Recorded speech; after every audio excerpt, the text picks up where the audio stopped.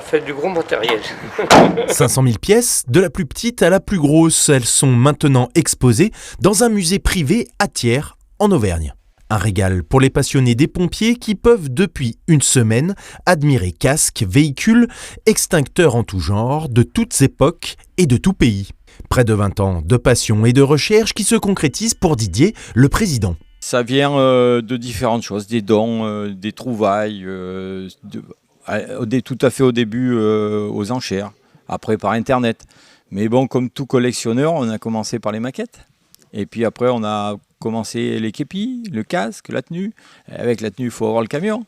Comme le camion que vous avez derrière vous, où c'était paradoxalement, dans les années 70, quand j'ai commencé mon service, j'ai commencé avec ce Lafli, ce type d'engin, conduite à droite, frein à câble. J'ai fait ma première école de conduite aux pompiers avec le même véhicule. Et le premier véhicule que j'ai réussi à racheter pour le restaurer et pour mettre en collection, c'est le même. Donc il y a une continuité. De Tchernobyl au World Trade Center, en passant par le Puy-de-Dôme bien sûr, la famille des pompiers fait toujours rêver les petits comme les grands.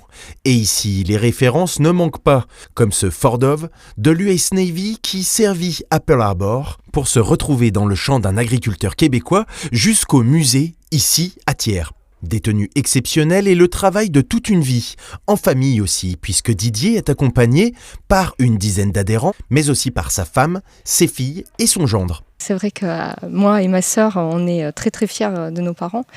C'est vrai que c'est la concrétisation d'une collection de toute une vie qui va être ouverte au public. Et effectivement, on a passé beaucoup de temps, beaucoup d'anecdotes, notamment sur les camions pour les retaper. Et du coup, oui, on est très très fiers. Du coup, c'est bon pour les repas de famille, vous allez pouvoir parler d'autres choses peut-être maintenant? Non, je suis pas sûre. Je pense que ça va continuer.